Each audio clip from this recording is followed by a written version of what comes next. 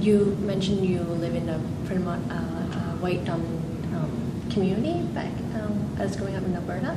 Yeah, basically, I'd be the only Chinese person in class. So I remember the first day in school, one of my classmates said, "Well, there's a chink." It didn't bother me, but later on, I thought, well, I'm different. And when we played a lot of sports, it was very aggressive behavior, because in Alberta, basically, it's a ranching community that I lived in.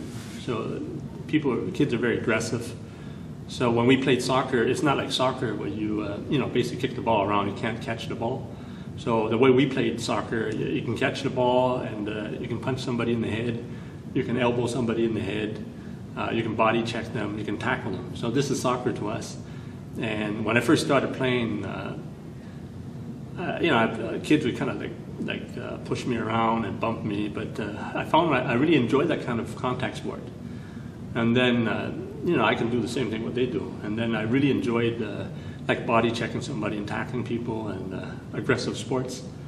So after a while, that was part of my sports.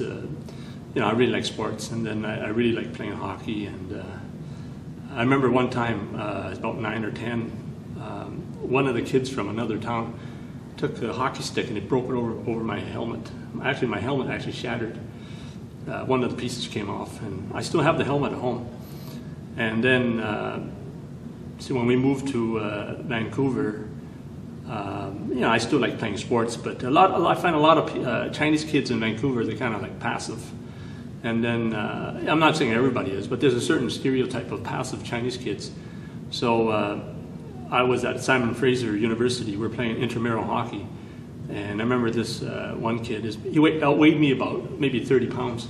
So I was his target every time. Every time we played him, I was his target. So he kept body checking me and, always going after me. So one time I saw him come after me, and he was going to take me into the boards. So when he came over, as we're going into the boards, I grabbed him and I pushed him in front of me. And then I put my knee on his back, and basically close to 400 pounds of, we basically slid into the boards, and 400 pounds of impact. And I'm not sure if I actually broke his leg, but they had to carry him off the ice.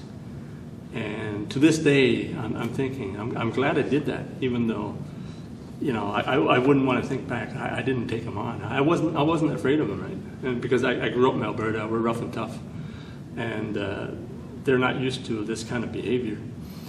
And when I played hockey later on as an adult, people think, well, because I don't say too much when I play, they think I'm not aggressive. But I can dish it up if people dish it to me. And not that long ago, even 10 years ago, I broke a guy's collarbone in hockey, because the guy tried to throw me into the boards, and I said, I'm just going to put all my weight on him. And unfortunately, I broke his collarbone, but I wasn't charged with a penalty or anything, because I played within the rules, and I always play within the rules.